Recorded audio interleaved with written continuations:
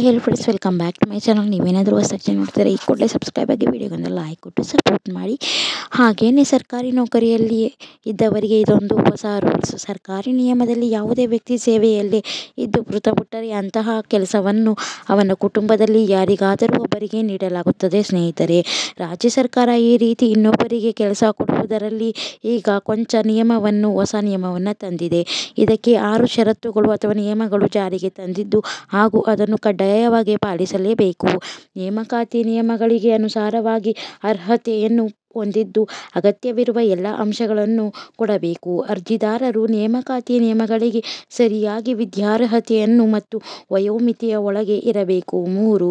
ಅರ್ಜಿದಾರರು ಸರ್ಕಾರಿ ತಿಳಿಸಿರುವ ಸರ್ಕಾರದ ಎಲ್ಲ ಸೂಚನೆಗಳ ಪ್ರಕಾರ ಎಲ್ಲ ಷರತ್ತುಗಳನ್ನು ಪಾಲಿಸಬೇಕು. 4. ಅರ್ಜಿದಾರರು ಅವರ ವಿದ್ಯಾಭ್ಯಾಸದ ದಾಖಲಾತಿಗಳು ಅಥವಾ ಮೂಲ ದಾಖಲಾತಿಗಳಿಗೆ ಸಂಬಂಧಪಟ್ಟ ಮಂಡಳಿ ಅಥವಾ ಪ್ರಾಧಿಕಾರಗಳಿಂದ ದೃಢೀಕರಿಸಿ ನೇಮಕಾತಿ ಆದೇಶವನ್ನು ನೀಡಬೇಕು.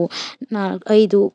ಆಯ್ಕೆ ಮಾಡುವ ಮುನ್ನ ವ್ಯಕ್ತಿಯ ಪೂರ್ವ ಚರಿತ್ರೆ ಮತ್ತು ಅವನ ಸನ್ನಡತೆಯನ್ನು ಪರಿಶೀಲಿಸಬೇಕು ಹಾಗೂ ಅವರ ಶೈಕ್ಷಣಿಕ ದಾಖಲೆಗಳಲ್ಲಿ ವ್ಯತ್ಯಾಸ ಕಂಡುಬಂದರೆ ಅವರ ಅರ್ಜಿಯನ್ನು ತಿರಸ್ಕಾರ ಮಾಡಬೇಕು. 6.